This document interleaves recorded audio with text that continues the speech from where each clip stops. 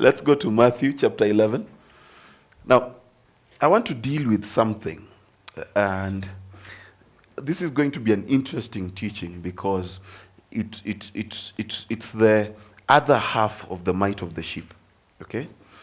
It is the other half. And how do we become mighty men of God? You know, we get introduced and say, I'd like to introduce Chris Ngene. He's a mighty man of God. You know how we introduce people. So Chris, nakupea props, you'll appear on YouTube, maze. So he's a mighty man of God. He is doing exploits for the Lord. See, that's what we say. Okay? What does it mean? Anyone?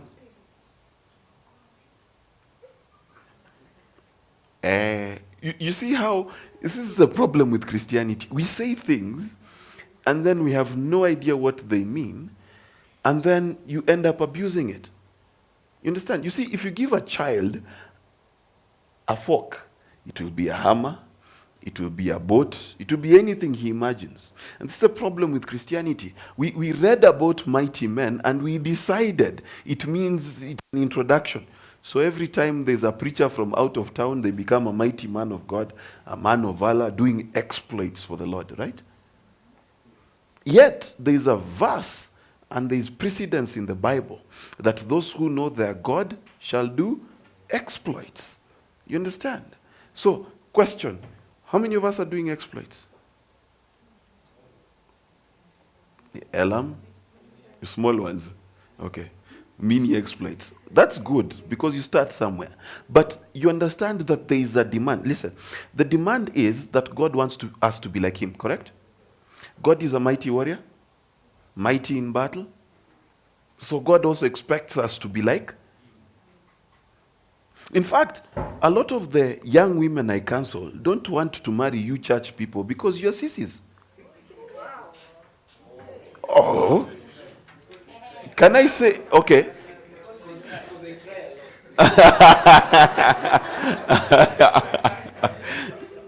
Elam, he's revenged on your behalf. Teamwork. Let's understand this. Let me ask the single ladies, okay? Who's confident enough to be interrogated? Yes. Umekuja? That is a single man seeking to tetea himself. The question? Question. What is the biggest reason that has put you off from dating a guy in church? I say, maybe brutal. Yes, very. It's like they have no drive. Mm-hmm. They have no game.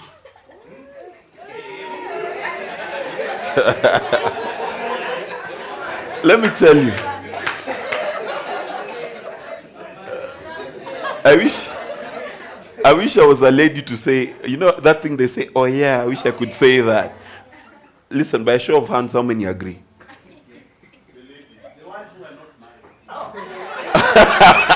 No.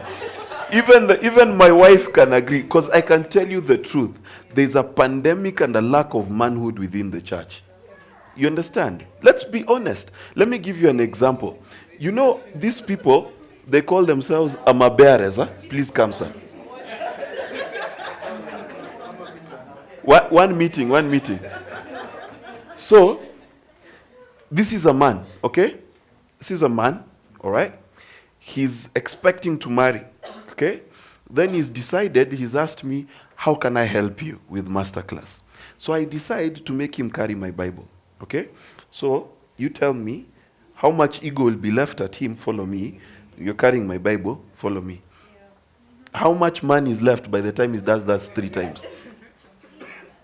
So now we build institutions where there's one man and 60 eunuchs. Oh, let me teach the truth. We are castrating our men.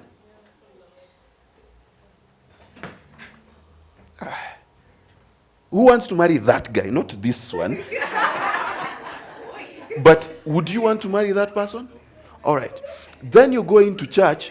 There's one person who cancels everybody, correct? There's one person who casts out all the demons. There's one person who knows all the word. So why are you married to your husband? He knows nothing. Eh, can I teach the truth? Yes.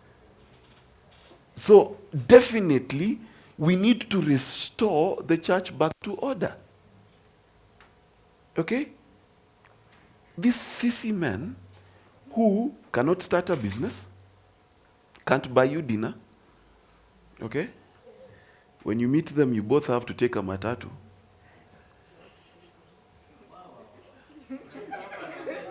And you have to pay for the matatu.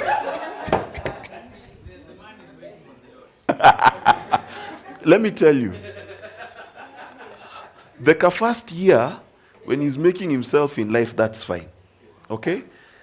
But 5 years later, something is wrong. Do you understand? Yes. Because the nature of a child of God is to grow. You understand? Jesus grew in wisdom, in stature, and in what? Relation to men. You understand? So anyone who's not growing, please don't come and tell me, what do I think you already know? Okay? But the reason is because in church we've built and instituted sissiness. Okay? It's even with the women. In fact, the women are worse. Because now women have become prayer warriors. And their job description is worry about everything. So we have professional panickers called, and we've decided to create a ministry called intercession. That we panic about everything. And in the middle of the service, we call you to help us all panic. You understand? But we need to understand something. What is our identity in this age? Okay? So Jesus says this. Truly I tell you, okay? He is the truth and he's telling you truly. And he is telling you this is a serious point. Okay? Among those born of women, there has not risen anyone greater than John the... Stop there. So John the Baptist was greater than David, greater than Moses, greater than Abraham, greater than Adam, greater than all the prophets up to that point. Correct? Can we agree on that? So the Bible says that. So John the Baptist was the greatest one born of men until that point. So, then it says something interesting. Yet he who is least in the kingdom of heaven is greater than he. So question, between you and David, who is greater? You see there's a revolution in your head, eh? We recognize the grace of a great teacher in our midst, a mighty man of valor. Obed, man, I've missed you. Nice to see you. Obed lives in Tanzania. I'm not, by the way, I'm saying hi to my friend. It is not because he's a pastor, please understand. Eh? He does not have those egos. Eh? I've missed him. It's been a while. Yeah. So, let's agree. Between you and John the Baptist, who's greater? Between you and Elijah, who's greater? Between you and David, who's greater? Is that how you're living?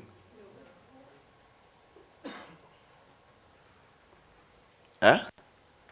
Are you seeing where we run into problems? Okay? And listen, it says the least in the kingdom. Mtako class 1 in the kingdom is greater than John the Baptist, and John the Baptist is greater than David, and greater than Elijah, and greater than Elisha. The least. Please understand what we are saying here. That the person in this room who has learnt the least and knows the least is greater than Elijah. Which is why I have problems with prophets who say, I come in the anointing of Micaiah. Why?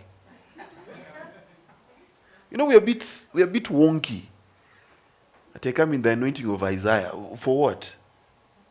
Do you understand? Because the mantle of Isaiah cannot cut it in this season. Okay?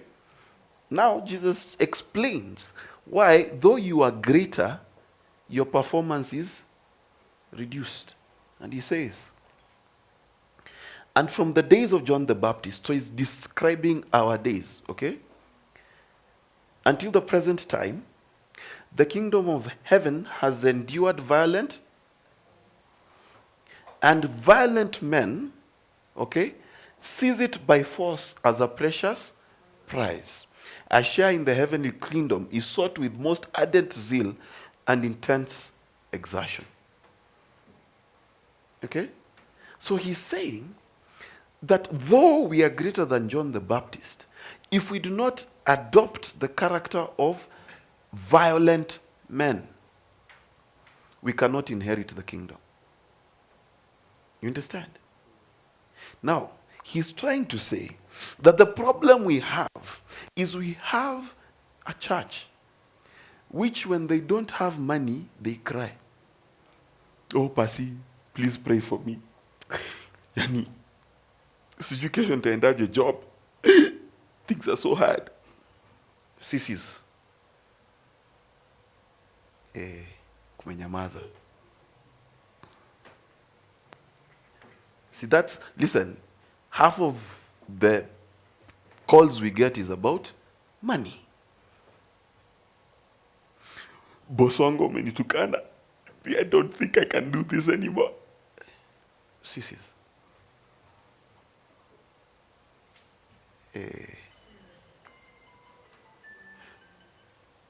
Are we okay? Can we describe what the problem is? You see, the children of Israel, they're called children of Israel, all through Genesis, Exodus, all the way. Do you know why they're called children? Because they acted like children. Okay? When they were in Egypt, God never heard them pray. They were just crying. You see, they have heard their cry. Whose cry do you hear? A child. You don't hear the cry of an adult. An adult starts crying all the time. You're like, oh, nalialia sana. Do you understand? So, we need to move.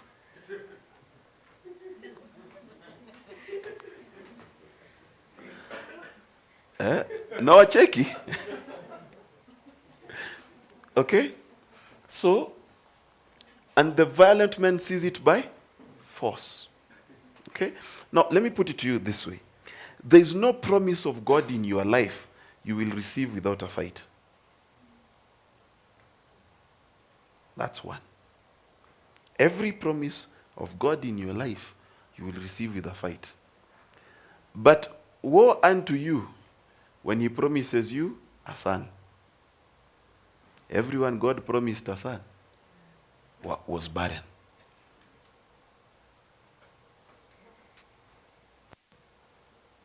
Okay? Now let me explain it to you.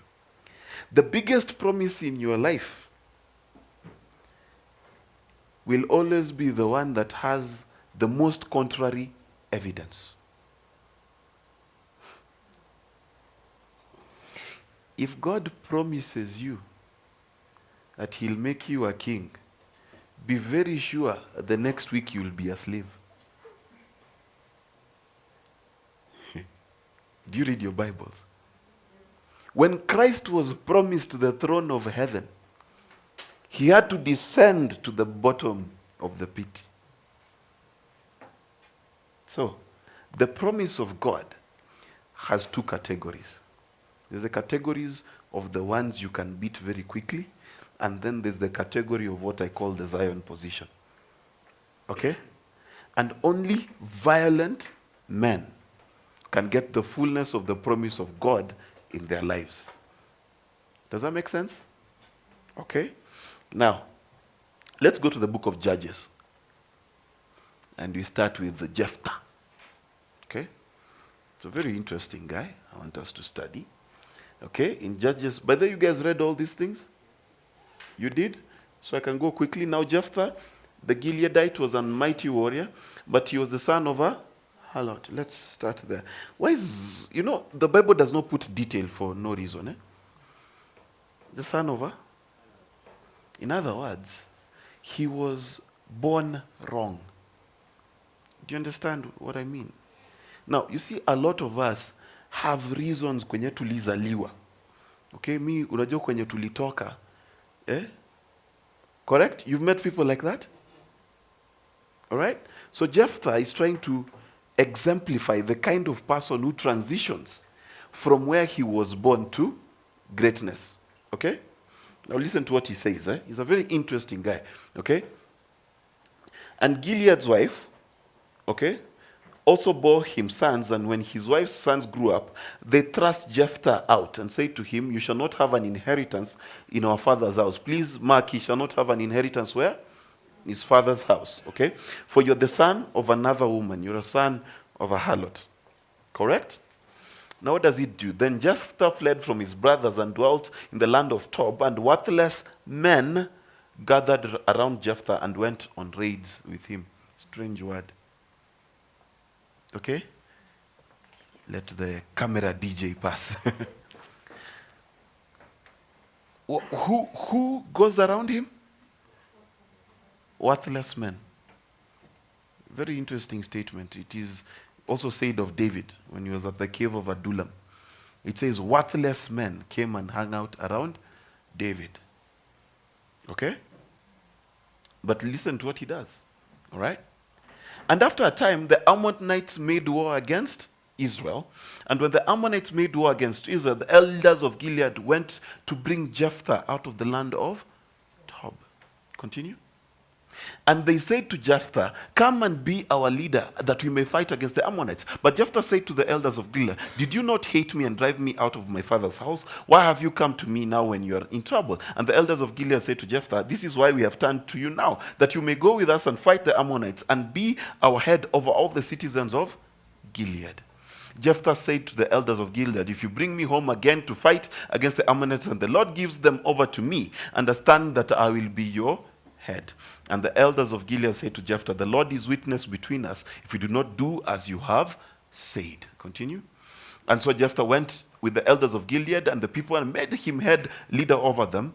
And Jephthah repeated all he had promised before the Lord at Mizpah. And Jephthah sent messengers to the king of the Ammonites, saying, what have you to do with me that you have come against me to fight in my land? The Ammonite king replied to the messengers of Jephthah, because Israel took away my land, which was not true when they came out of Egypt 300 years before. From the Arnon even to Jabbok and to the Jordan, now therefore restore the lands peacefully. And Jephthah sent messages again to the king of the Ammonites, saying, and say to him, thus says Jephthah, Israel did not take the land of Moab or the land of the Ammonites. But when Israel came from Egypt, they walked through the wilderness to the Red Sea and came to Kadesh. Then Israel sent message to the king of Edom, saying, let us pray we pass through your land. But the king of Edom would not listen. So also they sent to the king of Moab, but he would not consent. So Israel remained in Kadesh. Then they went through the wilderness and went around to the land of Edom and the land of Moab, and came by the east side to the land of Moab and camped on the other side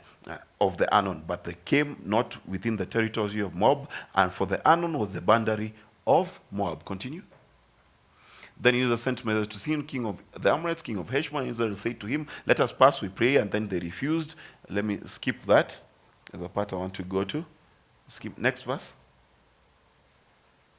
Okay.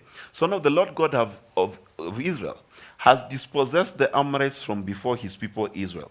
And should you possess them?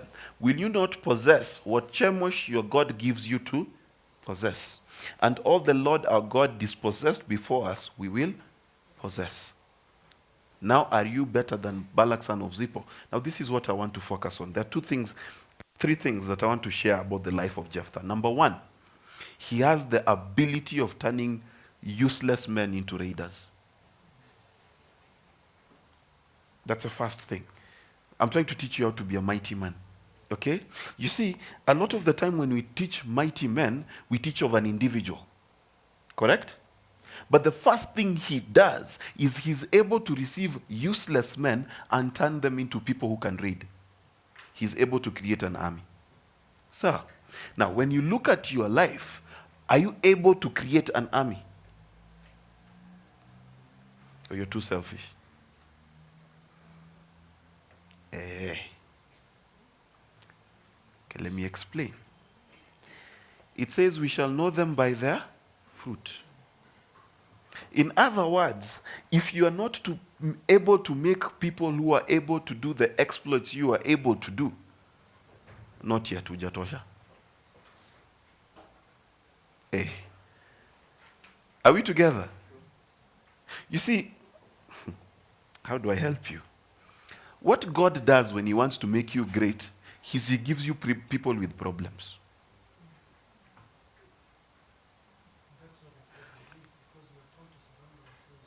Successful people. Because that's what you are taught.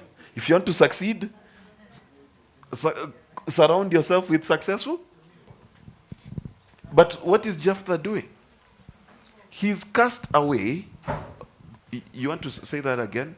But he's already said it. Oh, okay. As you are speaking about the problem, it was just coming to my mind that we are always being told, surround yourself with successful people. Yeah. Yeah. That's the Babylon way, right? Mostly because you're selfish, you want to take things from them. See, that's how it works. Now, in the kingdom, what God will do, he will send you useless people. Okay? So that now, can you imagine, you're being chased away from your brothers, you have no home, you're homeless, you're living in a weird place, and then God sends you useless people. What does that mean? Who fed them the first week? Can we talk honestly? So Jephthah's first role is to convert useless people into raiders. Correct? So question, what are you doing with the useless people around you? What are they becoming? More useless, someone has whispered. Do you understand? You see, if people come around you and they do not improve, you've not passed the first class. You need to be the kind of person that everyone who comes around you improves. Does that make sense? Second story, I need to go quickly because of time, because we need to cover Gideon, then we need to cover David. Okay? Second story is, notice he knows the history of his God. He knows his promise. Can you imagine, this is a guy who was chased away from Israel. Yet he knows the story of Israel. You understand? What does that tell you? Do you know your story? Do you know what God has promised you? Do you know it? You see, a lot of people, let me tell you, especially young people, and I always wonder how you make decisions. Imagine you're looking for a job, okay?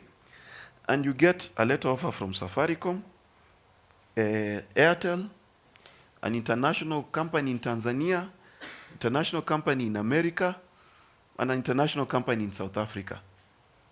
How do you decide? Unaangalianga tu how much. Sindio? But which one did God give you? Do you know it? You see, a lot of people come with testimonies. Oh, I thank God I got a job. Did God promise you a job?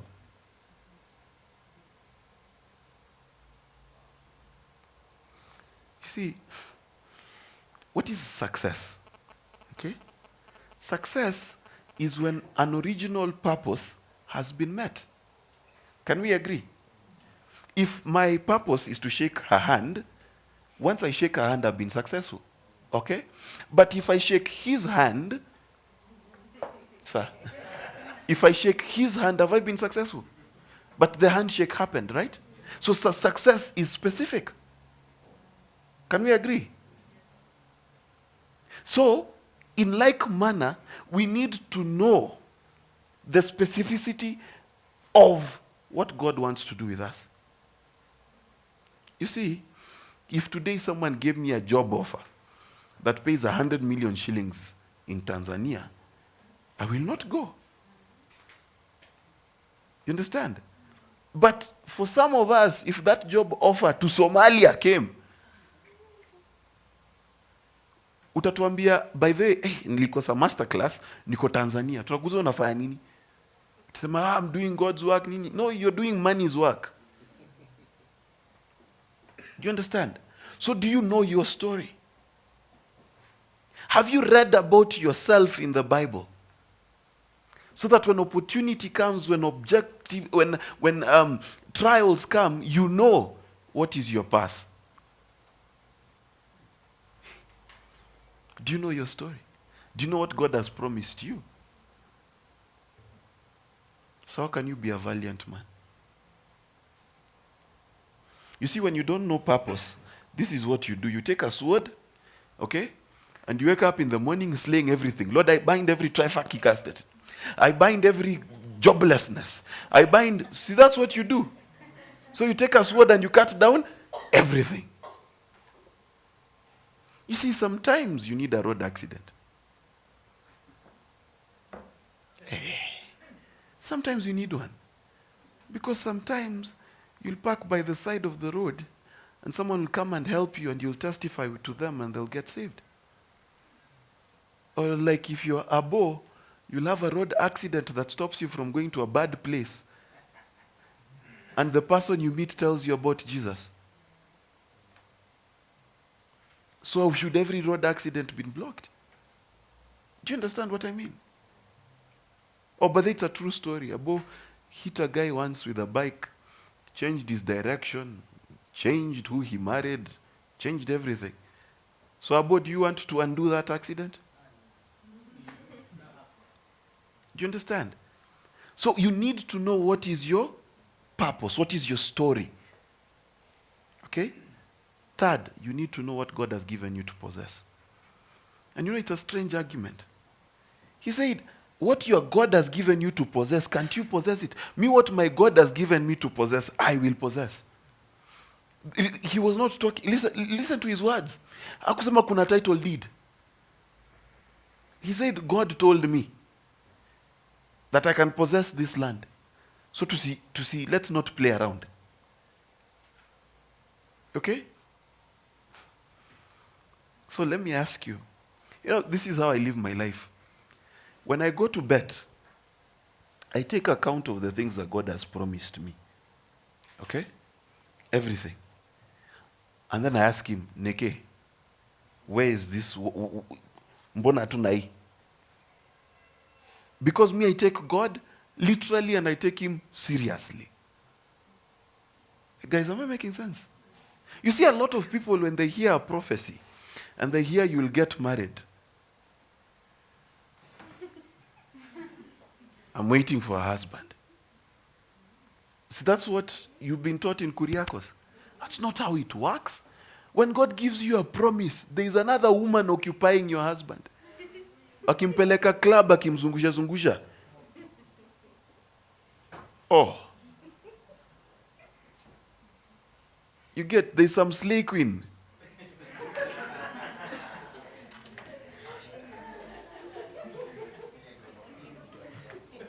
You see, God is very funny, eh? He anoints David and Saul is still king. Do you get it? He did not write a retirement letter to Saul. Dear Saul, this is to notify you that your employment as king has been suspended and terminated permanently without benefit. He didn't write that. You see, God is like, oh, David, I've appointed you. Please displace Saul. Feel free. So every promise God gives you has someone else occupying it.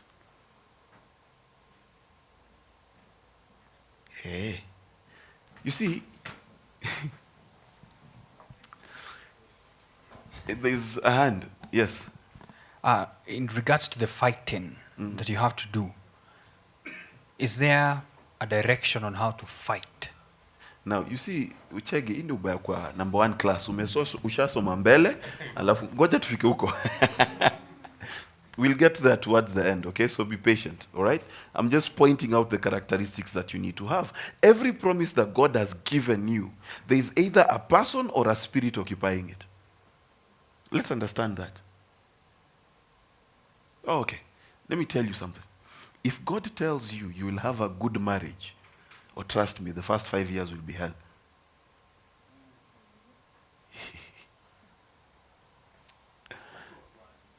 Eh?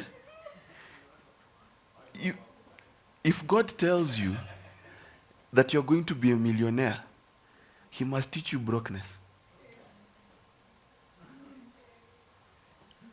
You know, guys need to understand to hear God correctly. You see, David was okay until he got anointed. Then even bears and lions had problems with him. You understand? Joseph was okay until he dreamt.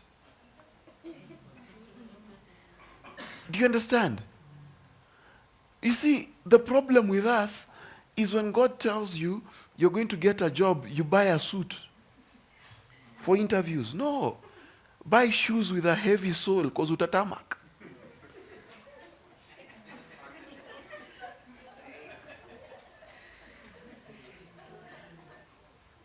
You tell me, when has God ever promised you something and things just became new? In fact, a friend of mine says, since I met you, Mark Bichachi in Minnesota, I'm like, amen.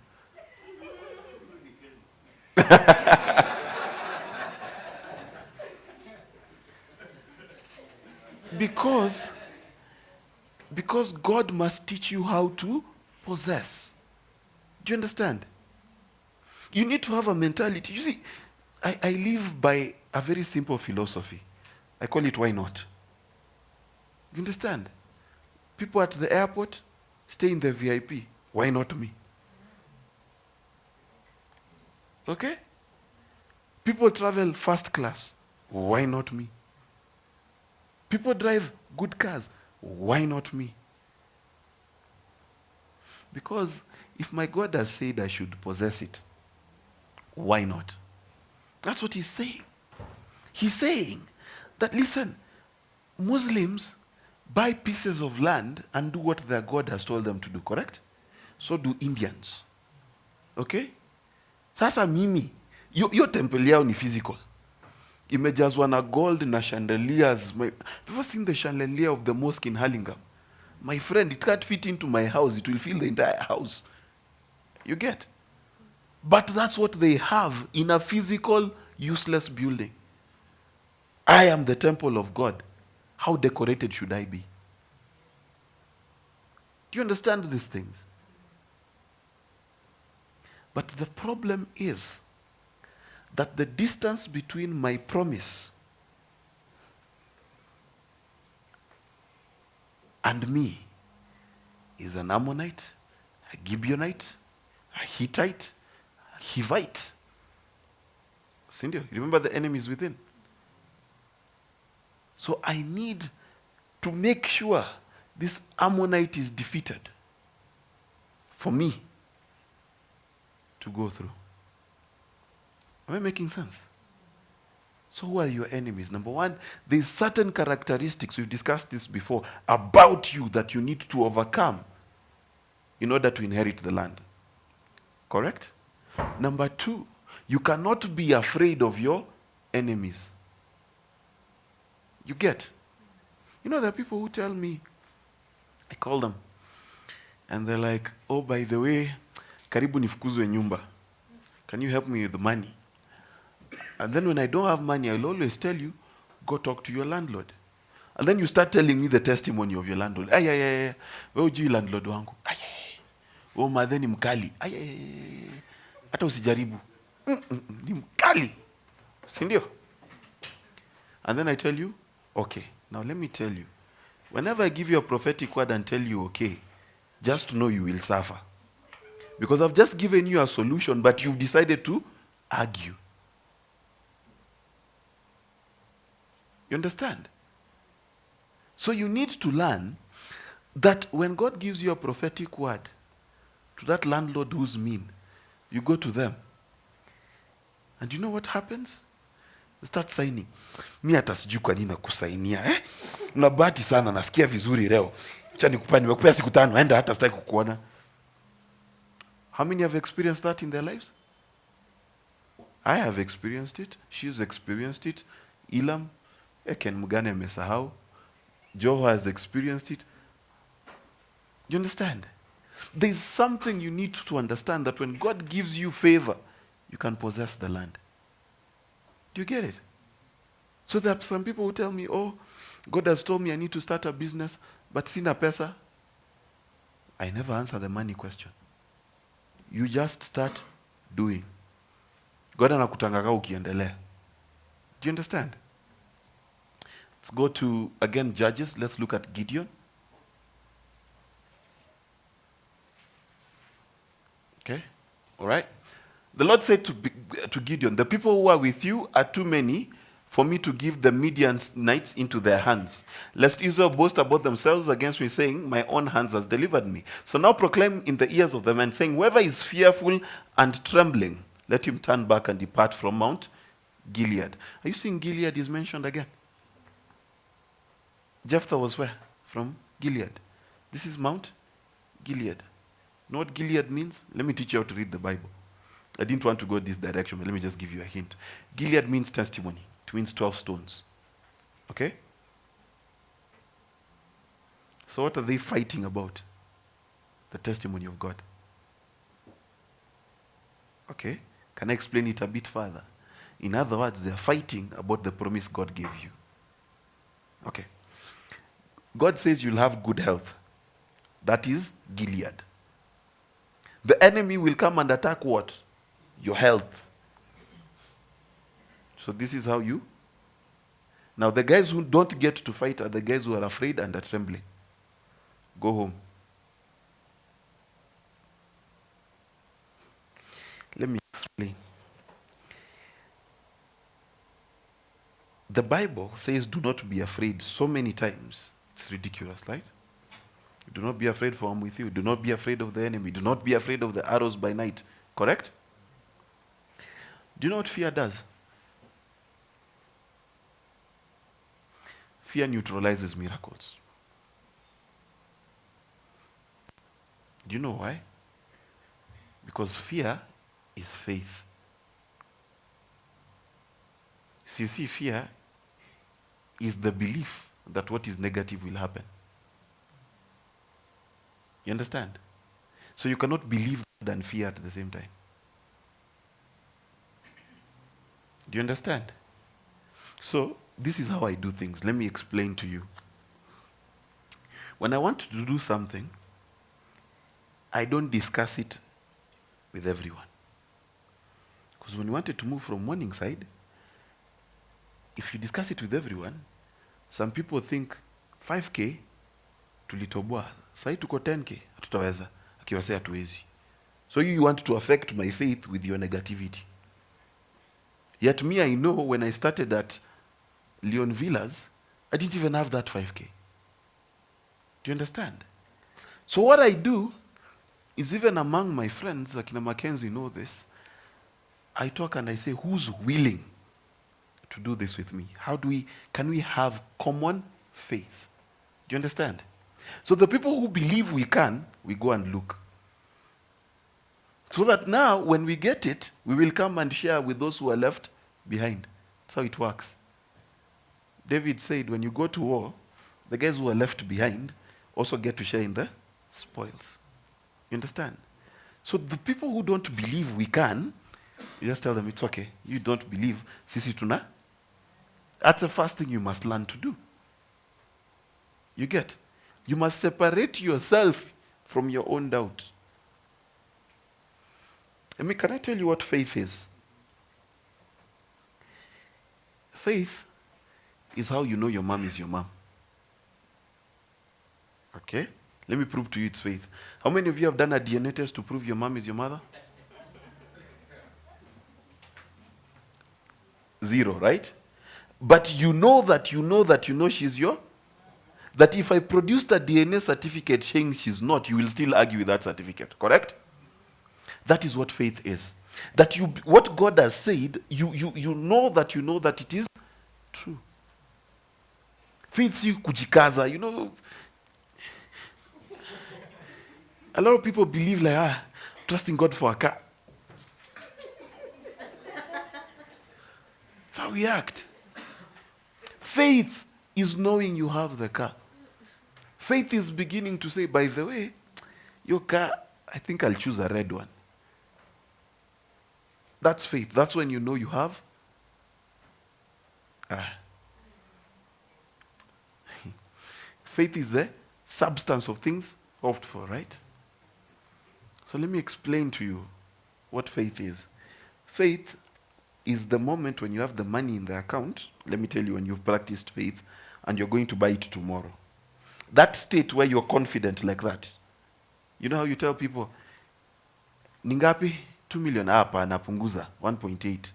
That when you're acting like that is when you're acting in faith. Except now your faith is in your account.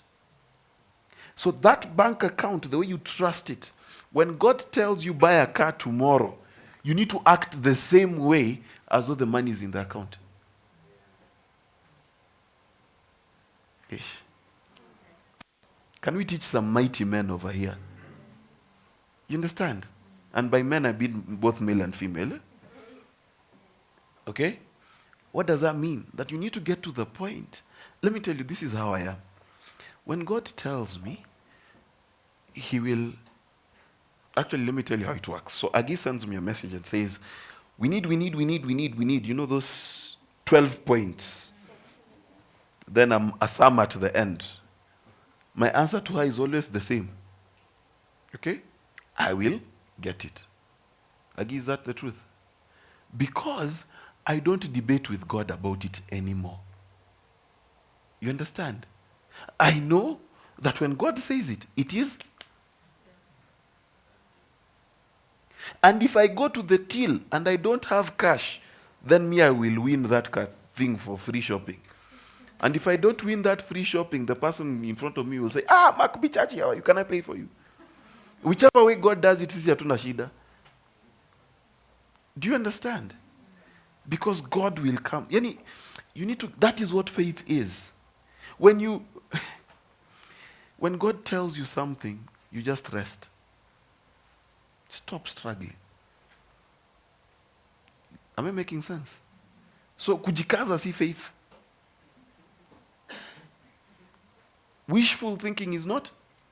If you have faith, then you know you've received it. You see, everyone that Jesus commended for having great faith said something very simple. He said, listen, you don't have to come, just send your word.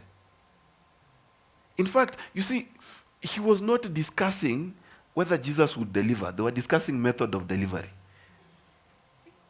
That's what they were discussing.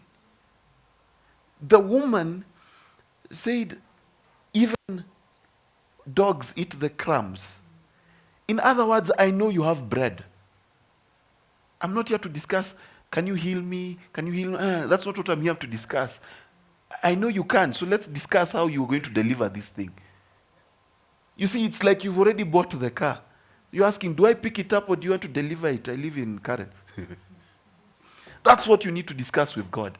The method, not the what. That is what faith is. So how do you become a mighty man of valor? It was when you get to the point when God tells you something, it is done.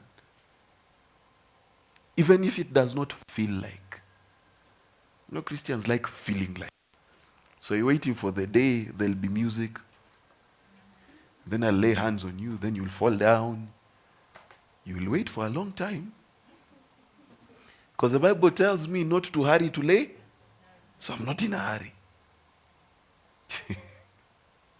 Do you understand? So, whether you feel like it or not, when God says it, you need to take it like it's cash in the bank. Amen?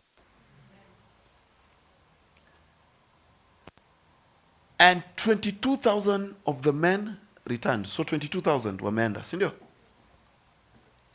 But 10,000, and the Lord said to Gideon, the men are still too many. Bring them down to the water.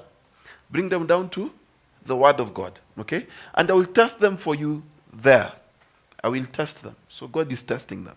So you need to be very careful what God is testing. And he whom I say to you, this man shall go with you, shall go with you. And he whom I say to you, this man shall not go with you, shall not go. Correct?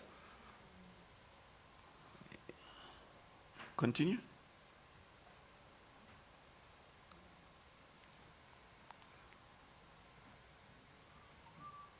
Okay. What? We've skipped. Okay, so he brought the men down to the water, and the Lord said to Gideon, everyone who laps the water with his tongue as a dog laps it, you shall set by himself. Likewise, he who bows down on his knees to drink. And the number of those who lapped, putting their hands to their mouth, was 300 men. But all the rest of the people bowed down upon their knees to drink. And the people said to Gideon, the 300 men who lapped, I will deliver you and give the Midianites into your hand. Let all the others men return every man to his home. Question. It is a test, right? So every man who knelt down and took water by his hands went home. He didn't qualify. Everyone who took the water like a dog was allowed to stay. Why?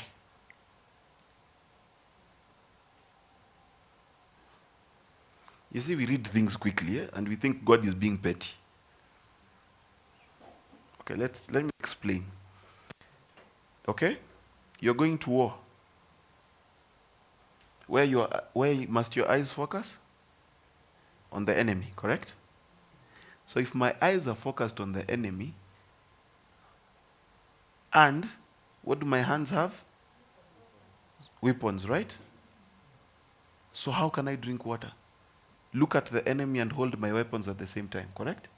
So it means I must drink like? Sindio? But the one who lets go of the shield, sword, kila kitu.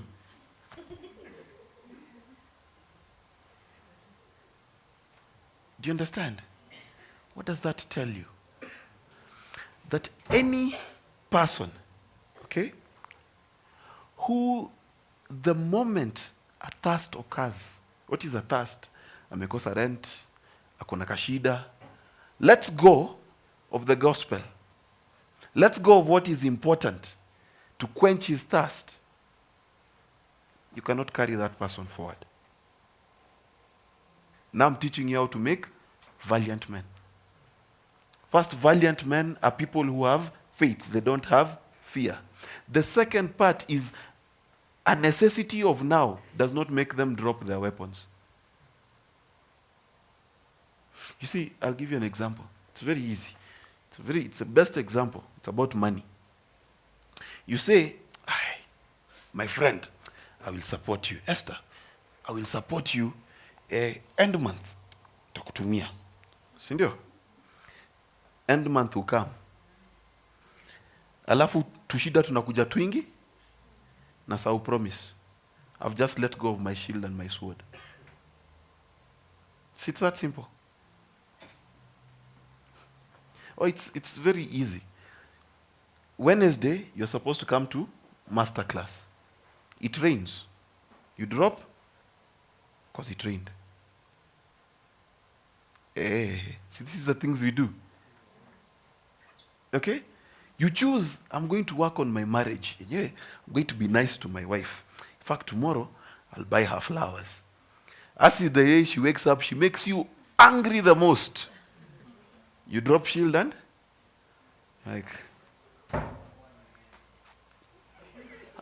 so you've seen this pattern. Every time you want to do good, I guarantee you, something happens. Especially when you want to do good to someone. That's the time mazi utamtumia. This sister anani blessing wacha nitumie thao. That's the day anaandika vitu zingine unashangaa hii ni shetani gani. All the devil wants you to do is to drop the shield and the sword so you can quench temporary thirst. How many things have you dropped? Do you know there are people who, they tell me, organize for me a job, and I organize for you a job, and then you tell me to send you money for transport. I will not. Do you know why? That's your challenge. So they come up with excuses. Oh, unajua, sikuwa na nguo ya kuvaa hiyo siku so sikuenda. I'm like, Do you see how these things work? You find an excuse. It's called dropping the sword, and the shield. Okay? Then what happens? What happens is you do not qualify to go to war.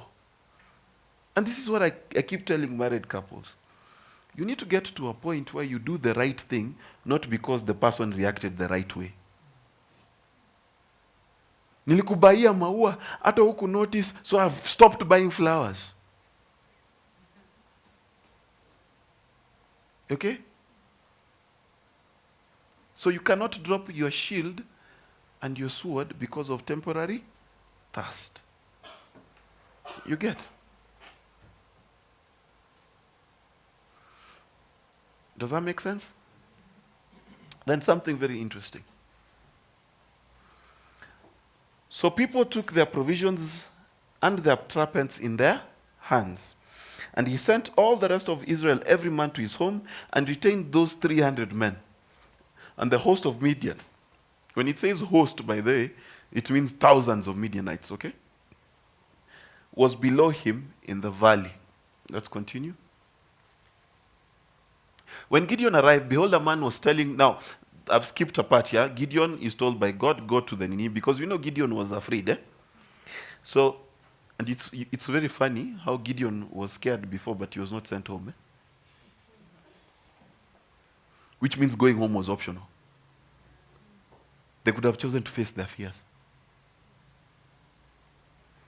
Story for another day. When Gideon arrived, behold, a man was telling his dream to his comrade. And he said, behold, I dreamt a dream, and behold, a cake of barley bread trembled into the camp of Midian and came to the tent and struck it, so that it fell, and turned it upside down, so that the tent lay flat. And his comrade replied, this is nothing else but the sword of Gideon, son of Joash, a man of Israel. Into his hand God has given Midian and all the host.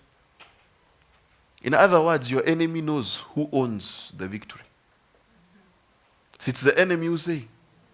So a lot of the time when you're afraid, the enemy knows you've already won. I'm afraid to start a business, I could lose all my money. Okay? When Gideon heard the telling of the dream and its interpretation, he worshipped and returned to the camp of Israel and said, arise, for the Lord has given into your hand the host of... Can you imagine? 300 men. Okay? There's a huge army. You've had a dream in which God has given you victory. And you go tell your friends, by the way, I'm Kenny, tunda kuchapa hawa, say, you're 300 people. Now what is interesting is how he beat them. Let's continue reading. And he divided 300 men into 3 companies, and he put into the hands of all of them, trumpets and empty pitchers with torches inside the pitchers. You know, you need to read the Bible correctly. They had what? Trumpets and torches inside pitchers. So now you are outnumbered and obviously outsworded at this rate, because... Are you reading the Bible correctly? There's a lot of revelation there. The trumpet means declaring the word of God. See, the trumpet is what declares the coming of the king. Correct? The torches represent the light of the word. Correct? The pitchers represent vessels. In other words, he turned them into mighty men. How do you turn people into mighty men? Give them the ability to speak the words of God. Give them the ability to have the light of God in their lives for themselves. That's how you make mighty. And that's all they need. And he said to them, look at me, then do likewise. Are you seeing how you make a mighty man? You see, this is the problem. Many of you, when you call me and I tell you what I do, because me, I never cancel you without my example. Correct? So I tell you what I do. Then you tell me, but you are different. Listen, if God has given me victory in anything, or anyone around you victory, okay, just do what they do. Hakuna story nyingi. You understand? Just copy. You see, some of you are like, oh, Mark, so how do you survive? I work hard. My wife will tell you, I do consultancy, run a business, be on TV, and I'm never late for any deadline. Agi, true? Oh, you say, but I think God just gave you grace. Okay, if you want to argue, fine. But I'm telling you, if we are in the same environment, and God has given me victory, in some cases, it is your victory too. Oh, this is how we work with akina Ken, kina Mackenzie, akina Abo. Ken akipenya, mimi nimepenya. See, that's how the kingdom works. Remember, entering rest? You must enter rest with your brothers. You get it? So if God gives Ken victory, just do what Ken did. Ay, yani egos ni nyingi hapa. Let me help you. You want to walk in victory, okay? When we did stagnation, assassination, I said you must step where the priest has stepped, correct? So if God did a miracle, okay, through the Ngenes, and you've seen it, go to God and say, by the way, me too.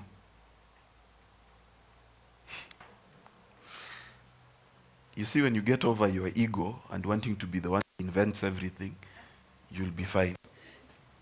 A lot of the time we want this personal thing. But what God does, he just gives you examples. He says we are surrounded by a cloud of witnesses. It was written for your example. So someone has made it in business. Very simple. Do what they are, not in terms of now. You see, the problem is you're thinking, now I need to go do accounts like him. No. What we mean is hear God like he had God. Obey God like he obeyed God. Your accounting system may be different, HR system different businesses. But how he had God is how you need to hear God too. Does that make sense? Okay? And do as I do. When I blow the trumpet and all who are with me, then you blow the trumpet also on every side of all the camp and shout for the Lord and for Gideon. And a lot of revelation there.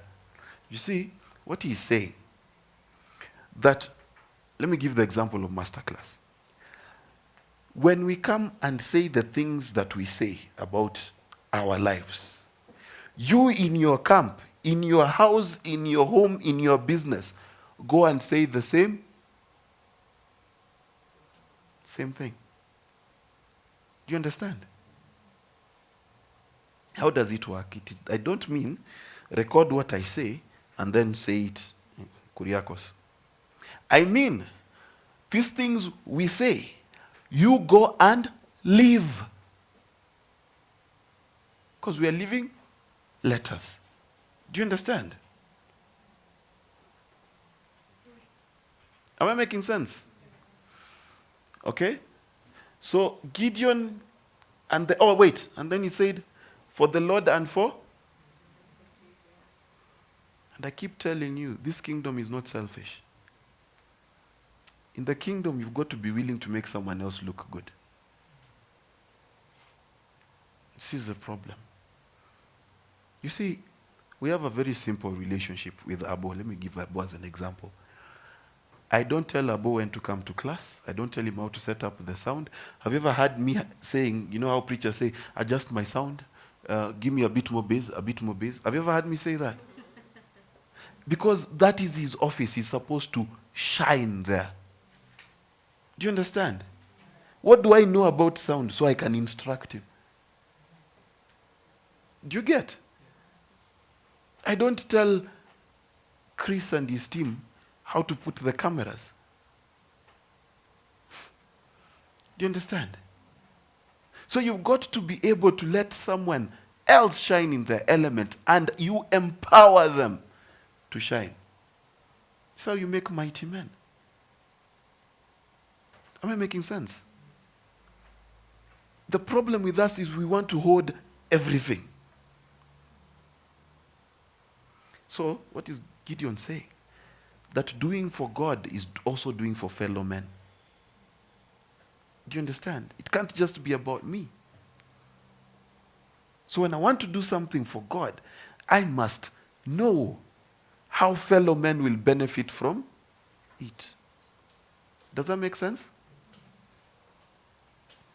So Gideon and the 100 men who were with him came to the outskirts of the camp at the beginning of the middle of the watch, when the guards had just been changed, and they blew the trumpets and smashed the pitchers and that were in their hands. They blew the trumpets and smashed what? The pitchers are vessels. What needs to be broken for God to give you victory? Me. Me. I need to be able to break. Unless a seed falls to the ground and dies, it abides. You have a question? Oh, it's fine. It's fine. Yeah, Ina, come. Hey, Abo, you look like the OG, man. Okay, this is not actually a question. It's something I've remembered. My mom-in-law loves saying, the wealth that we are looking for in this world is with your neighbor. So it has always taught us to really just embrace anyone. Exactly. You remember the story of the oil? That you need to borrow empty vessels from your neighbor. If you've not watched that video, please go back. It's one of 3-4 videos back. If when you understand that God wants to work corporately, and if God wants to work corporately, that I must be willing to break, okay, and to let you take advantage of me so that we can have victory. And this is where the man of valor meets the might of the sheep. Do you understand? In other words, I am willing to be inconvenienced. I'm willing to be conned. I'm willing to be disrespected for your sake. You understand? So the picture has to break. Okay? And they blew the trumpets and shattered the pitchers, holding the torches in their left hands, and in their right hands the trumpets to blow, leaving no chance to use swords. And they cried, the sword of the Lord, for the Lord and Gideon. Interesting, isn't it? And it says, they stood every man in his place around about every man in his. Now, one of the things that we have in the kingdom is everyone wants one position, not in the kingdom, in Babylon. You see, in any company, everyone wants to be CEO, correct? In the kingdom, it's opposite. Every man has a place. You get? So, let me give you, for example, how masterclass works. My place is to teach. Someone else's place is to arrange these things. Because it is not my role. You understand? Do you get it? But because in Babylon you are taught to be insecure, you must make all the decisions. So you must learn every man has a place. You must learn that. Okay? And all the Midianite army ran, they cried out and fled. And when Gideon's men blew the 300 trumpets, the Lord set every Midianite sword against his comrade, against all the enemy. And the army fled as far as Bethshitta, towards Zerara, as far as the border of Abel, Mahelon, by Tabath. And the men of Israel were called together out of Naphtali and Asher and Manasseh, and they pursued Midian. This is how God gives you victory. Number one, he needs people of faith. Number two, he needs people who don't drop the sword. You know, dropping the sword is so easy. We do it all the time. Yeah. I was going to go to campus, but now nimekosa pesa ya rent, sitaenda. Sword dropped. Okay? I was going to come, lakini kapata puncture, I won't come. Sword dropped. It's so easy, and I see Christians do it all the time. And it's not a big deal, because in the world it's not a big deal. But I'll tell you how people lose birthrights. In the Bible, someone lost a birthright because of ndengu. Dengu. You understand? It is always the little foxes that spoil the vineyard. We always think that it's the big thing. It's always the tiny thing. Some people never get promoted because they're just always late. Simple thing. Others don't get promoted because they're always angry at everyone. Simple things. Others don't get promoted because they think they know everything. Simple things. You understand? It is always the little foxes that spoil the vineyard. So don't be the kind of person who drops the sword. You be the kind of person who, when you determine you will do something, nothing will stop you from doing it. Do you get it? That you never lose sight of where you're going just to drink some water. You know, there's some people who totally change their careers because of an interference. Totally changed. Someone leaves, they've come and they said, what does God have to say about me? Where is God leading me? And you tell them God has told you you're supposed to be in media. The next day they get a letter offering them to do engineering, and they say ilikuwa na scholarship. Dropped sword.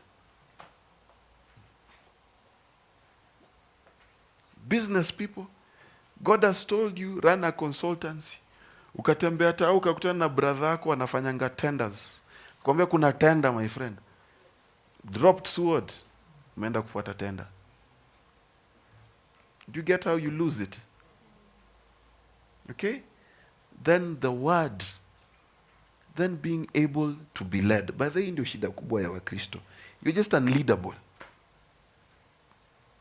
No one can tell you. And when we tell you, you're like, oh, no, you know me, I'm not like that. I can't. I'm too weak, too tired. I don't have money. So I'm like, okay. But you need to get to that point where, listen, if God can do it for Linda, can't he do it for you? What is special? Okay? All right? I'm just going through that. Number 3, be willing to break. Be willing to stand in your place and know that everyone has a place. Now, what is the issue about standing in your place? You know, let me tell you, whenever you look at your place, the others always looks better. Have you ever noticed that? You get me, I always think that you people who listen to me have such a good life. I'm like, you guys, you don't need to do research. You just come and you hear revelation. Me, I wish I could hear because I would apply. You get? Then you sit there in your place and you look at me and you say, I wish. Trust me. Your place where God has put you, that place has value in terms of our corporate victory.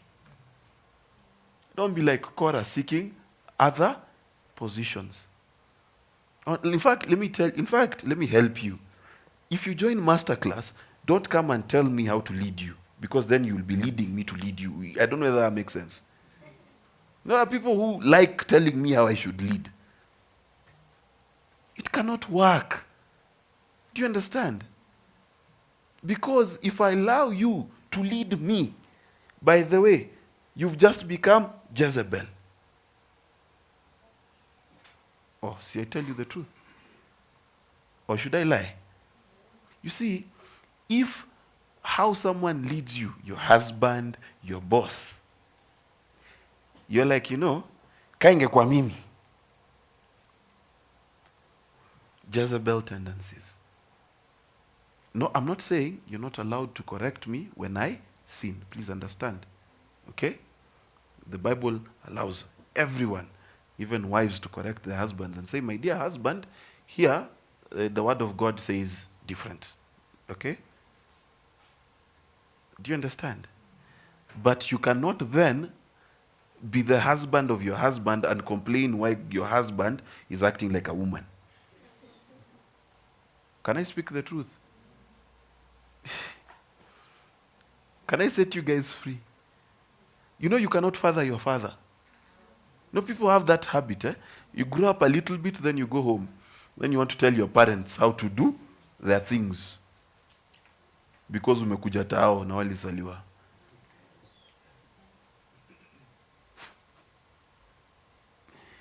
You need to learn how to stand in your place.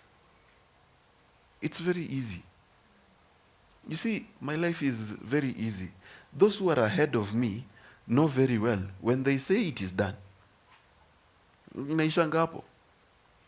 You get? But some of us, we have kimbelembele. I mean, I always wonder, the people with the most kimbelembele have the least achievement. Have you ever noticed that? The person who tells you most what to do, he himself has zero evidence of success.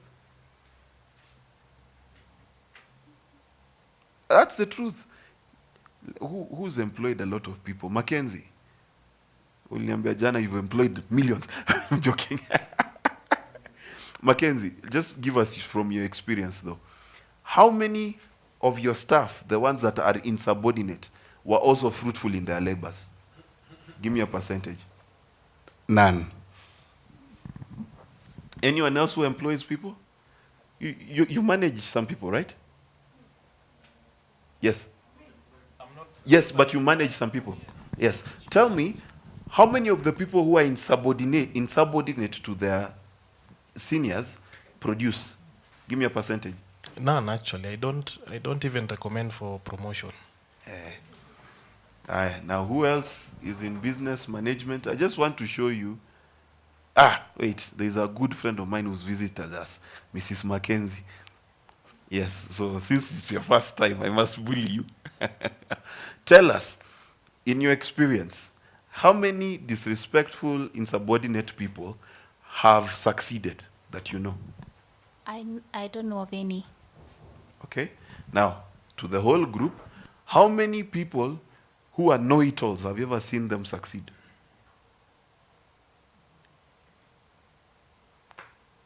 See, it's a principle.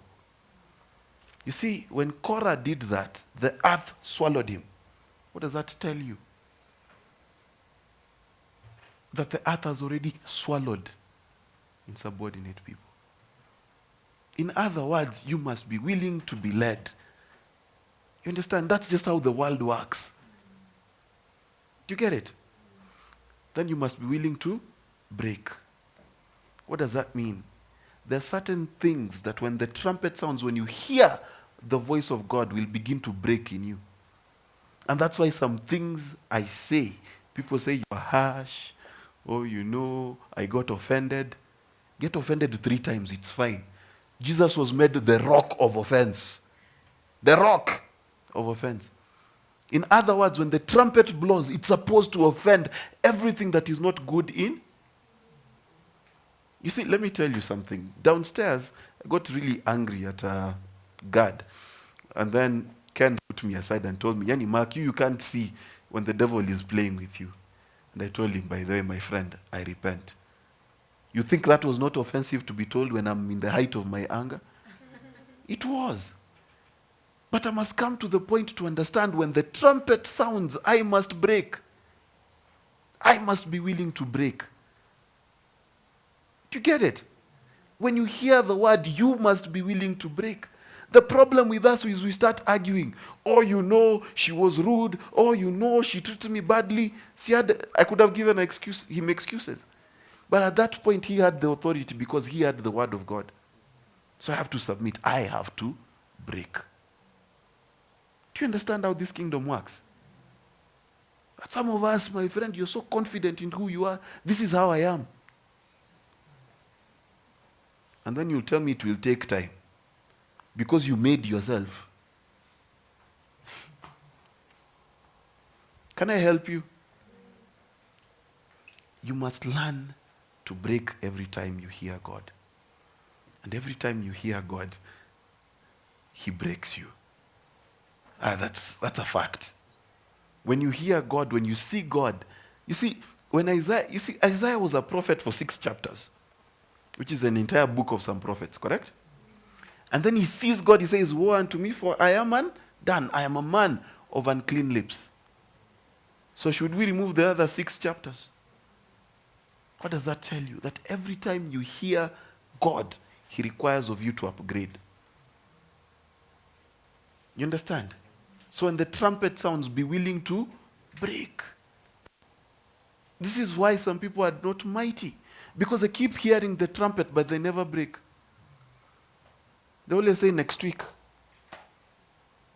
That's the best excuse. Like, oh, you need to start selling jam next week.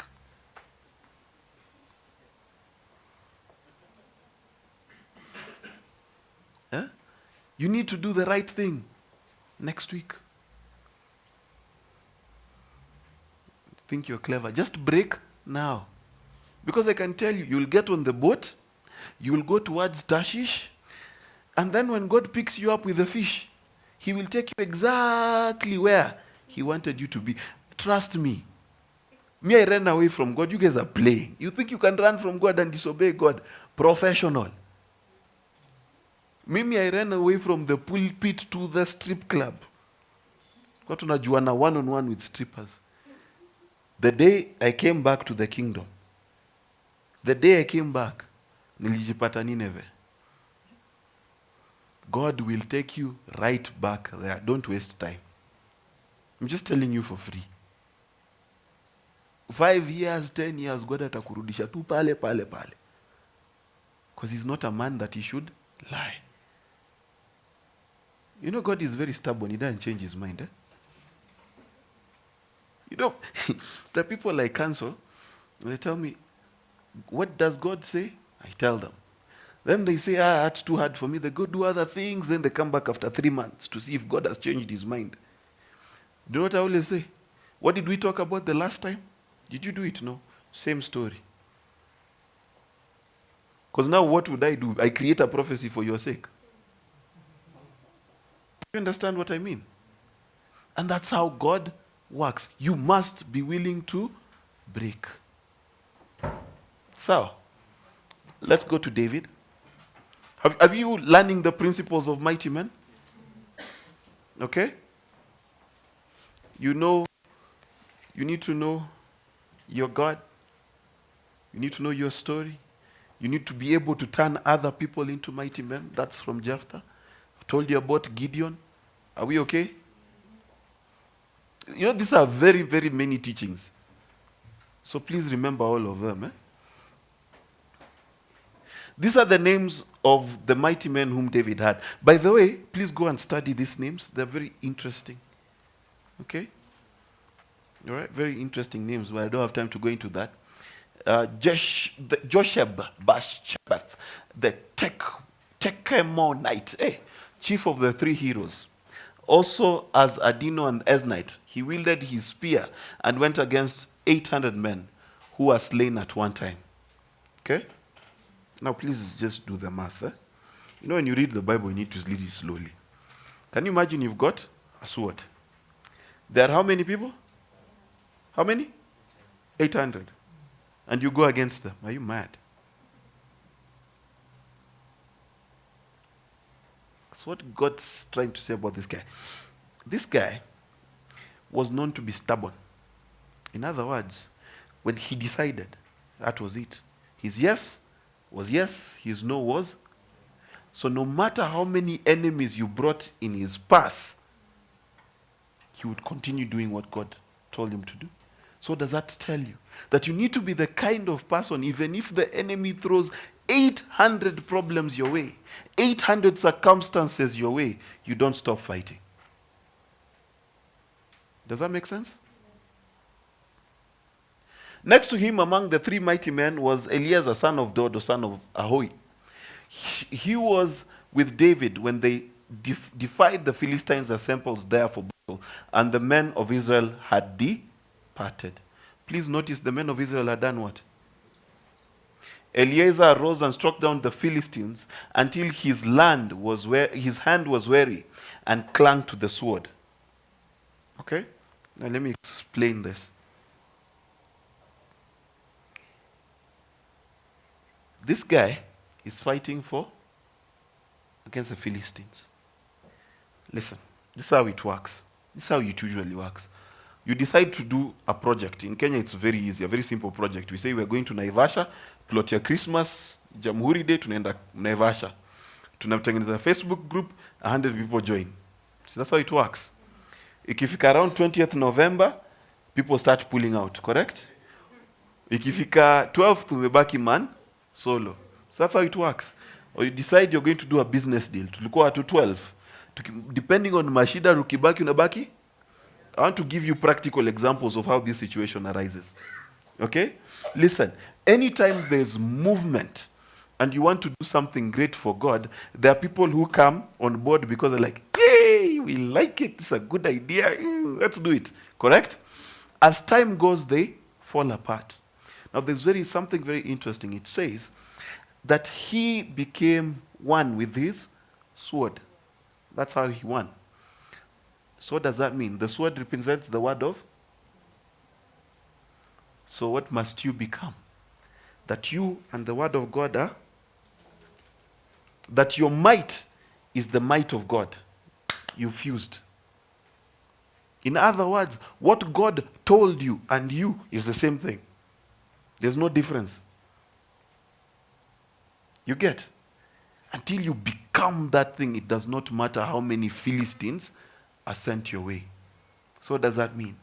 You've planned for your event. You're going to Jamhuri, to Naivasha.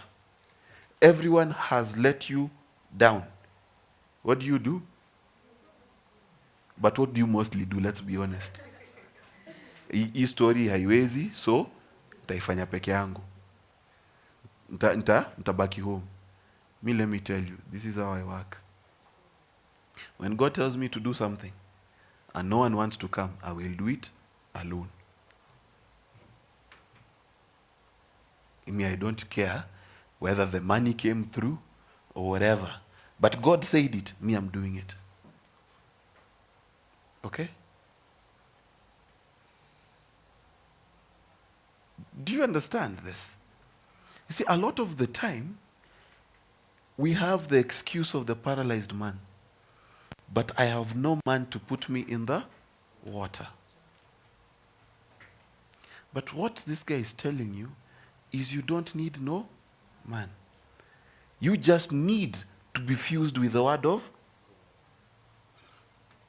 Can I tell you how this meeting started many months ago? So I can give you an example. So you understand how long the pain it has taken to birth this small gathering. Last year, we had a small Bible study. A small Bible study, a Korah arose and said, by the way, God has spoken to me and I need to take over from you. Okay? So I said, oh, okay, interesting. Go ahead. Okay? I will not tell you what happened to him, but story for another day. Jen, don't tell anyone. It's not a good story, okay? So, then I'm like, oh, by the way, now let me tell you, I was also a bit, if you're a true preacher, you don't like preaching. Because it's a responsibility. Obed, am I saying the truth? Yeah? So I was like, okay, now I am free. Okay? So God told me, young man, you're starting another Bible study. I told him, are you serious? He said, yes. So he said, every Wednesday, you will sit in your office and wait for people to come. So I sat the first Wednesday, 6, 7, nilika peke yangu. So, I'm like, okay, sawa tukaenda home. The next Wednesday, I'm sitting in my office. Jane calls me. Hello, I've been wanting to come to your Bible study. Where is it? That's how masterclass started. Okay? Then, God decides, so we used to meet in my office, a few of us. Used to be like 5, 6 people, right? Then one day, God says, by the way, now more people need to hear this thing. So you need to get a hall and things like that. Okay? I'm like, God, unajua, staki. All right? So after I've bought some days, he sends Melo. Melo says, I've been praying and God, I'm like, okay, there is a confirmation. I don't disobey. So we started masterclass. When we started masterclass, we didn't have money to pay for the room. We didn't have money to pay for sound. We didn't have money for nothing. And we did not know most of you. You understand? So does that mean that you need to be able to hold on to that sword, come what? Till that word and you become? Does that make sense? Okay. Then, The Lord wrought a great deliverance and victory that day. The men returned. Where is that? Oh, yeah. And the men returned after him only to take the spoil. What does that tell you? That it was not even about him. Do you see what the character of a mighty man is? All of the guys went a few. If at the end of the Gideon story, I forgot to show you how he called the other tribes. When he is the one, 300 caused them to chase. But the other tribes came to collect the spoil. You understand? What do mighty men do? They create space for others who don't even deserve it, by the way. Do you get? This is what a mighty man is. Oh, am I making sense? So will you be careful next time you call someone a mighty man? It's not just about being able to pray. Okay? Next to Eliezer was Shammah, son of Agi, the Hararite. The Philistines were gathered at Lehi on a piece of ground full of... I just told you the story and Ndengu before, right? So you need to take this story carefully. And the Israelites fled from the Philistines. Okay? Now, the reason for this fleeing is different. You see lentils. Imagine, si ng'ombe, si mbuzi, tundengu. Is that really worth fighting for? Do you get? Guys were like, tumeacha. Okay? That's how they thought. It's lentils. You get? No one was going to be a lentil millionaire. You understand? Ndengu. Right? Green grams. And the Israelites fled from the Philistines. But he stood in the midst of the ground and defended it and slew the Philistines. He defended lentils. In other words, a mighty man focuses even on the small things of life. You see, let me tell you something. Last week, there was a big debate. Should we have class or not? Mine was very simple. We have class. Do you know why? I'm not going to let NASA dictate to me what God is doing in my life. Mimi, I drove everywhere. Oh, you saw me on every TV station. Sindio? When you think I didn't know there was demonstrations? What am I trying to tell you? That a mighty man does not let go of a small point. You understand? Nothing, listen, if God promised you 1,000 bob, you fight for it the same way you fight for 1,000,000 bob. That's what is called being faithful with little. You see, some of us have a problem. God gives you a tiny job with a tiny salary. Then you treat it like a tiny job with a tiny salary. See, that's a modus operandi. What this guy is trying to tell you, that when God gives you that tiny opportunity, that small opportunity, you slay every Philistine on that field. Until people say, by the way, huyu jamaa tulimpea kazi ya cleaner. But these are the cleanest floors I've ever seen. You see, we keep saying, from the pit to the palace. Sindio? Notice something about Joseph. When he was a slave, he became the best slave Potiphar had, correct?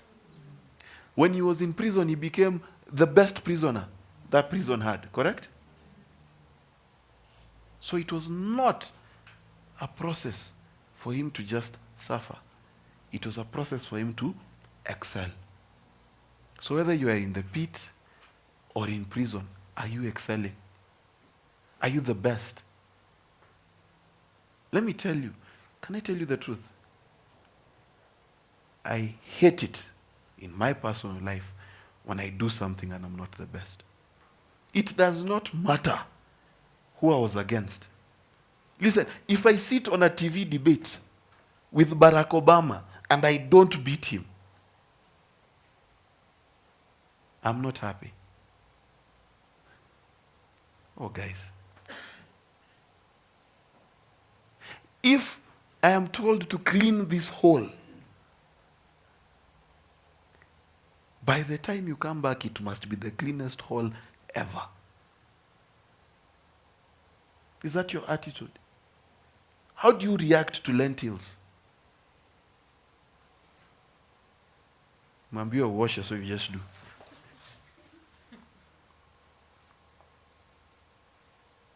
Do you have an excellent spirit? Or you just are okay with getting by? Are you a mighty man? You see, if we want to know who you are, all we need to do is see how you treat what you think is a useless task. That's it. A boss you don't like, a job you don't like, a position you don't like. That's all we need to see, because that's how you treat lentils. And you wonder why you're not considered a mighty man. It's because of lentils. You don't know how to treat them. And that's how you lose your birthright. You don't know how to fight for it. It's tiny things. Excellence. It's how you drive. You get to the red light and you're the Christian behind the guy who stopped and you're honking. Mbona hatoki kwa barabara? It's lentils.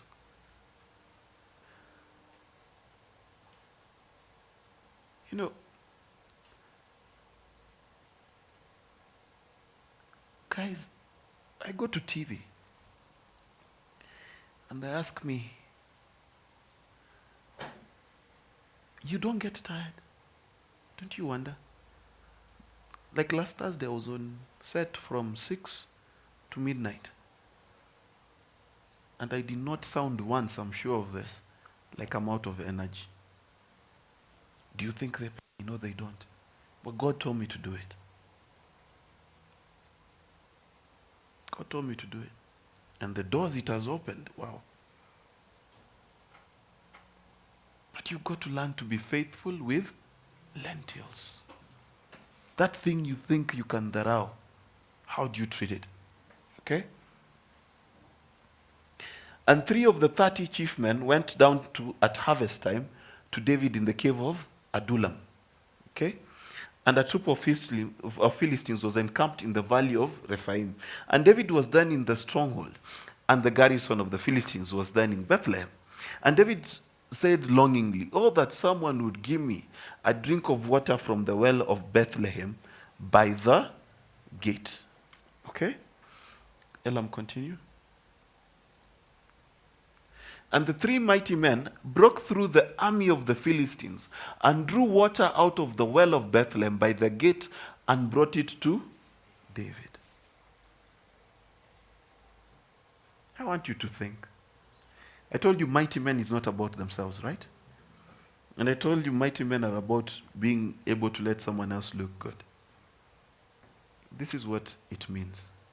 Can you imagine they risked their lives? Okay? Fought through Philistines. Listen, this is what happened. You need to see it correctly. There's a camp of Philistines. You're on a hill. So if they're in the valley, of course they are more than you, because you are on like a hill. See, it's mathematical. They fought to got the water. Fought to come back with the water.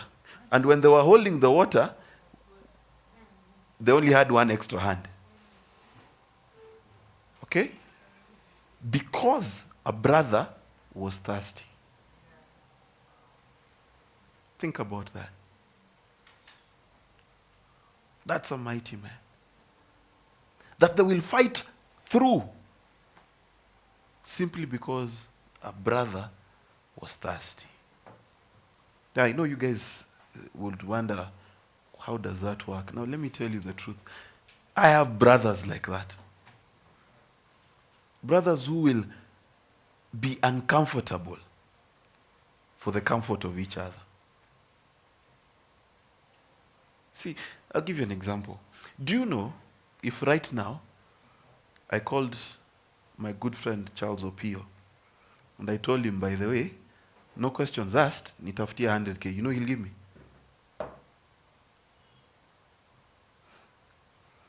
And you know it's vice versa. He calls me, I'm driving. He's like, wait, by the way, Itaji, no questions asked.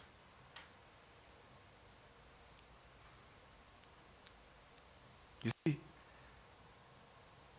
if you want us to fight, you touch, I know I'm about to say Agi, that's obvious, but you touch Ken or Mackenzie, or you'll get it. You understand? Why? Because you know how you say we are covenant brothers? Let me tell you how covenant brothers work. You are willing to face Philistines back and forth for the sake of a brother to drink water. Please understand, it was not urgent. And it's not that they didn't have water, he just wanted a specific, alitaka Keringet, na kulikuwa na Dasani. That's it. And they were willing to kill people for David. Is that how you love your brothers? You see, masterclass is interesting. We live in a world where helping cannot inconvenience me at all. Nikikusaidia nafanya hesabu, nafanya monthly shopping, rent, kila kitu. Kale kamebaki.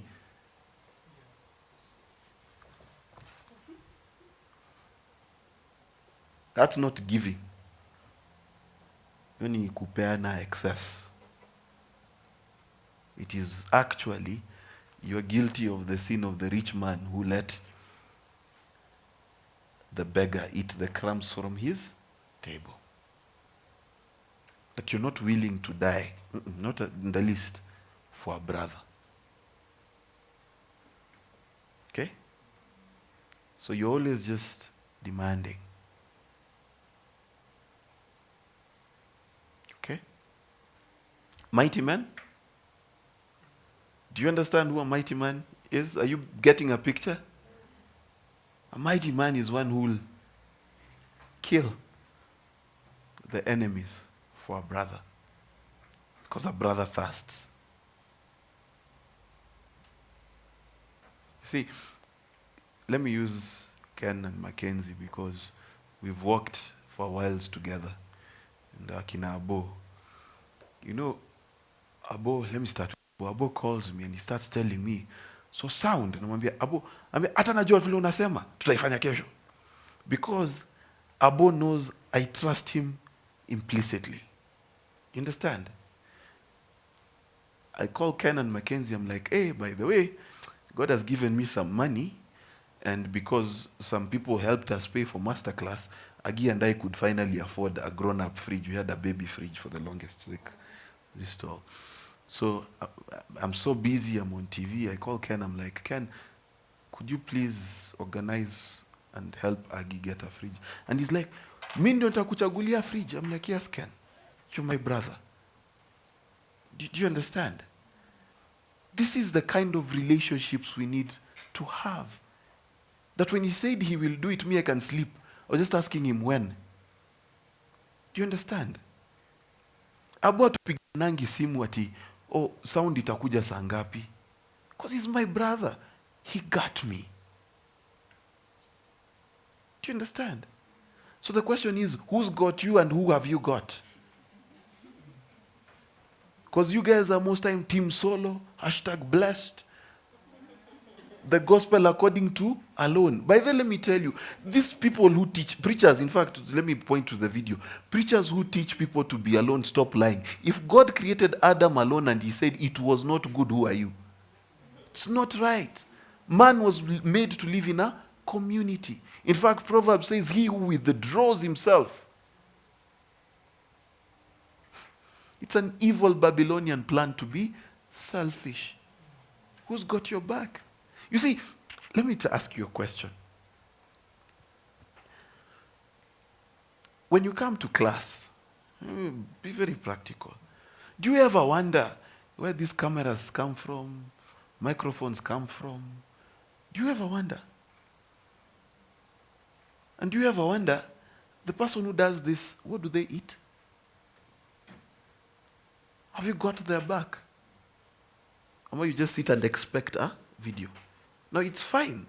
The mighty men will go and make videos for you because in all the scriptures we've read, you are supposed to eat from the plunder. But you also need to graduate. You see, some of us have come to class for months. We don't even know how it is paid for. Unakuja tu. Which is fine. Someone else will go plunder and you will reap the fruit. But remember, the kingdom is about growth. When will it be you? Do you get how the kingdom works? All right? All right? Then look at David. But he would not drink it, but poured it out to the... What does that mean? Very important. That everything someone does for you, tell God about them and about it. Do you understand? You see, it's very easy to say, "Ai, manze, mtu alinisaidia manze, mimi ni popular. Mimi ni mtu mpoa." It's very easy to make it about. But what do? If you look at Elijah, Elisha, when the widows lost their lives, what did they go to tell God? They told God, because this widow has been good to me, bring back this child to life. Okay? So when someone sacrifices for you, what is your duty? It's to consider that a sacrifice to God. And speak to God on their... Do you understand? That's why when you come and receive this word, speak to God. And say, that sacrifice by the cameraman, that sacrifice by the people who give equipment, that sacrifice to find the whole. Lord, remember these people. Do you see how it works? Mighty men. And he said, be it far from me, O Lord, to drink this. Is it not the same as the blood of the men who went at the risk of their lives? So we will not drink it. These are the things did the three mighty men. Now Abishai, the brother of Joab, son of Jeroboam, was chief of the three. He wielded his spear against 300 men and slew and won a name beside the three. Was he not most renowned of the three? So he was their captain. However, he did not attain to the three. That's a very weird statement. Their captain only killed 300. Now I want you to consider that. A captain who only killed 300. Eh? Who was Munoma? So what does that tell you? What is God trying to tell you here? Remember about making other people look good? In other words,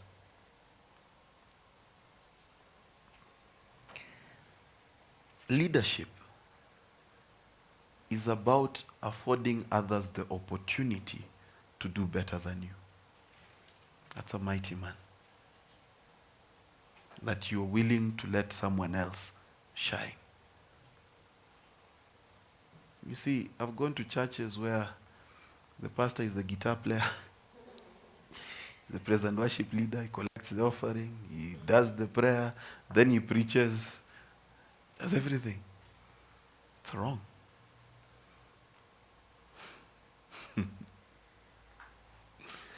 Okay? It is not a must that you slay all the giants to lead. Do you understand? In fact, the joy of masterclass is when we have as many of you teach and lead and walk in your purpose. That's why it's structured that way, by the way. That's why Chege comes, he has a grace and a gifting for production of TV. We don't argue with him. Have you ever seen me sitting down with Chege and telling him, by the way, panga cameras like this? He even tells me where to stand. Wananiekanga tape, I cannot move. Class ni yangu. Do you understand? But you must allow other people to shine. Do you get it? Mighty men. Okay? And Benaiah, son of Jehoiada, a valiant man of Kabzeel, who had done many notable acts, he slew 2 lion-like men of Moab. He went down also and slew a lion in a pit on a snowy day. He slew an Egyptian, a handsome man. An Egyptian had a spear in his hand, and Benaiah went down to him with a staff, snatched the spear out of the Egyptian's hand, and slew the man with his own spear. What does that tell you? That this is the kind of guy who it didn't matter the equipment. All that mattered was the task. You get? And this is the kind of attitude you need to have. You see, when it says he slew a lion, okay, on a snowy day, you know where is he going to stand? His feet are sleeping. I was like, you know what? It does not matter the circumstance. This is why I have problems with excuses. It's snowing, so what? This was his attitude. He was a so what guy. Mtu ako na spear, uko na kijiti. Bring it on. What is a staff? Thy rod and thy staff, they comfort me. It's the word of God. He's like, I have enough. You understand? You know, let me tell you, there are times you need to get into a zone in your life where the only reason you're doing something is God alikwambia. Do you have the money, the transport? It doesn't matter. God told me. Tunaenda. Do you understand? That's how I live my life. You see, I have a very simple rule. I don't tell myself no. Nikipigia simu Obed, saini katia mezi, labda hana pesa, sitaweza. God ameniambia nikupigia simu Obed. Napiga. Let me tell you, there was a day I needed to do something and I needed some money. And God tells me, call Opio. And he told me specifically, call Opio and tell him to send M-Pesa you all the money on his phone. Charles, sasa, ninaenda KTN, fanya hivi. All the money on your phone nitumie. You know what he told me? Sina pesa kwa M-Pesa. Kambia, haya, kipata unitumie. When he hung up, I parked the car, I see he sent me money. I called him, he said, you know, when you called, someone M-Pesa'd me. Do you understand? This is a true story. It does not matter. So I never tell myself no. God tells me, go apply for a job to be a pilot. And I don't have a license. I will go apply. Rubani is my friend. Do you understand? You need to learn to do things simply because God said. You know, a lot of the times God says something and then you start looking for equipment, start looking for... Just God said, you do. That's the kind of attitude this guy had, okay? All right?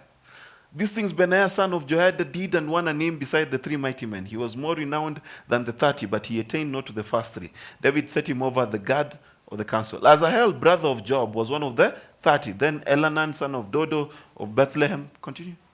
Oh, that's it? That's it? You go and read these stories. Now I want to show you a video. Play me that video.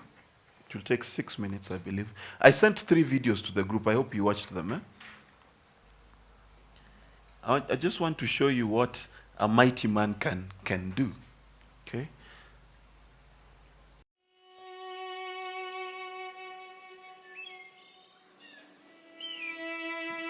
"50 years ago, you couldn't hardly walk through this place. It was wall-to-wall brush. There wasn't any grass. There wasn't any water. Nobody wanted it.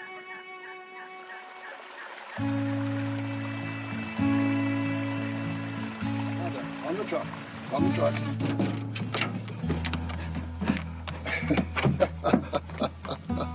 You the finest dog in the United States of America. Yeah, in Texas, too. Well, I was born in Ohio, born into poverty, to be honest about it. Lived out in the country amongst the Amish people. So I really got my life example set for me by my own mother. That's where my love of the natural world came from. I've never inherited a nickel, but I inherited a love of the natural world and a respect for it. When I got out of the university, I took a job. I sold vacuum cleaners door to door. I went into the fast food business. I've teamed up with a young man, Bill Church, and it was Church's Fried Chicken. And we built that company up to over 1,600 stores, and we sold it. And with that capital, I was able to come here and begin my work on Sela, Bamberger Ranch Preserve. My objective was to take the worst piece of land I could possibly find in the hill country of Texas and begin a process of restoration that would change it back to be one of the best, and that has happened right here. By habitat restoration, by working with Mother Nature instead of against her, and that's what we're all about. 46 years ago, not a drop of water. 7 water wells were drilled, 500 foot deep.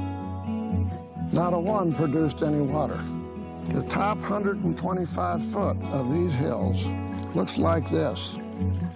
It's Edwards limestone. When the driller drilled all those wells for me, he said, Bamberger, there's one place up here on the top, my bit dropped 40 foot. He said, you got a cavern under there. It's like an auditorium.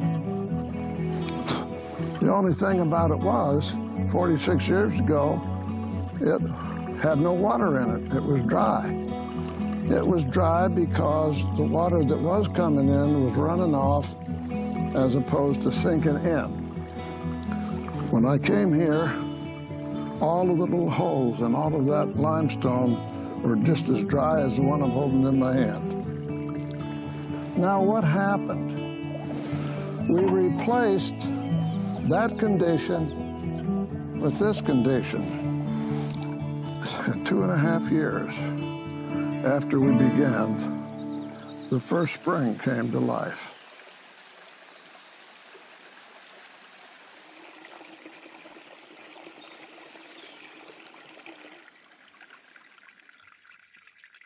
As we continued on, another spring showed up. We got up to where we had 11. Where'd water come from? It came out of all of that holes in that perched aquifer like that. That's where it come from. It was stored in the earth, and all because of one thing, just one. And I'm telling you, I'm going to show you the greatest conservation tool ever made, and everything I talk about could not have happened without grass.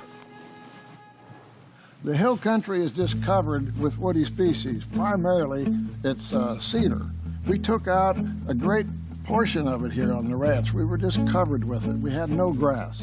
When we took out the cedar and spread native grass seeds, and it began to grow, rainfall then percolated into the earth because of the root system of grass going down. Water percolates in, it fills up your aquifer until the aquifer is full, and when it's full, it has to come out somewhere, and they call that a spring. That spring supplied water for all the nature's critters, plus for all the families that live here, and even sends water downstream to the city of Boston. Now, what does it cost? Our governments and governments all around the world, they're spending millions and millions of dollars doing all kinds of things, dams and reservoirs and pipelines, and all of this can be done by you and I. We don't have to have government. We can't expect government to do it all anyway. But if we do have some conservation ethics, the results are mind-boggling. Now, do we see that kind of erosion here? I'm telling you, truthfully, I've seen this property and the experiences that people have here change lives. What does Sila mean? Oh, beautiful. Thank you so much. What does Selah mean? When I was younger, I discovered in the Psalms the word Selah. It means to stop, to pause, to look around you and reflect on everything you see. To me, it's like Thoreau was to Walden Pond. Gives us a chance to say, what's my duty as a steward of this ranch land? And I believe it's to take care of it and to share it. And if you don't share what you have, you're going to live a lonely life. That is a necessary ingredient for every human being, that we need to catch up and live amongst Mother Nature and learn to appreciate her for what she really is. I've given this land to a foundation. It'll go on in perpetuity. It'll never be any different than you see it today.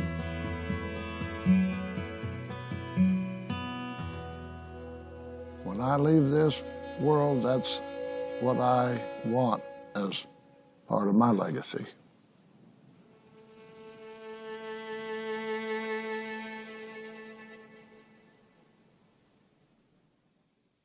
Two and a half years, he'd not seen no water. He took a parched land and turned it around because he read one word in the Bible, Selah, pause and think about it. That's all he read. And yet we sit soaked in the word and we achieve little. What did he need to do? It's very simple. Number one, he said it at the end. If you don't live for people, you live a lonely life. He took his job as a vacuum cleaner salesman, put his money together to do one purpose. And this is all that's required. All that requires of us, God requires of us, is to be the kind of people who, number one, are not selfish, who, number two, will not stop when the enemy tries to stop us, and number three, are willing to do God's purpose, and we see water coming out of the rock. Do you understand? Whatever rock that is that God has given you to conquer, God wants you to be able to make that water flow. Amen? Any questions? I am done. Rubani, I'll take exactly 5 minutes worth of questions, then you can go. Okay. Yeah, there's something you kept repeating throughout today's session. And it was basically that when God says something. So my question, and it's just to help us, is, so how do you hear God? So that now everything else that you've said today falls into place. All right. First and foremost, I hope, because I think 2 weeks ago we prayed for everyone to receive the Holy Spirit. Now I hope you believe that you received it, because it says He gives to all without finding fault. Okay? And if you've never been prayed for to receive the Holy Spirit, receive the Holy Spirit now in Jesus' name. Amen? Now, when you receive the Holy Spirit, how it works is by reason of practice. Whatever He tells you, do. Because usually the problem people have is, why do I tell the difference between my thoughts and His thoughts? It's very simple, obey. You understand? It's very simple, obey. You understand? Just learn to obey. So it's by reason of use, have trained their senses to know between good and evil. All right? But, in fact, this is what I need to teach next week. Though Akina Chris and our good friend CM, MC, sorry, not CM, have had this. We need to go through the scripture that says, Do not be conformed to this world. No, offer your bodies as a living sacrifice. Conform no longer. And let your mind be renewed. Then you'll be able to test what is the good, perfect, and pleasing will of God. So we need to go there. You need, most of the time you can't hear God because you think like Babylon. Yeah. So when he speaks to you, think he's mad. Okay?